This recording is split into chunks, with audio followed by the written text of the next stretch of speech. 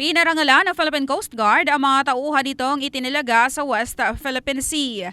Noong Sabado, pinangunahan ni Commandant of the Philippine Coast Guard Admiral Ronnie Hill Gavan ang seremonya sa Coast Guard Palawan sa headquarters nito sa Puerto Princesa City. Iginawad ang Coast Guard Bronze Cross Medal and Ribbon sa CG Palawan, BRP Melchora Aquino, BRP Sindangan at BRP Cabra, gayon din sa mga tauhan nito. Ito ay bilang pagpupugay umano sa kanilang pagbibigay ng security assistance maritime sa tropa ng rotation and reprovision na Philippine Navy sa WPS mula noong November 9 hanggang 11. Ang mga operasyon umanong ito ay may kinaharap na hamon tulad ng delikadong pagmaniobra ng Chinese vessels.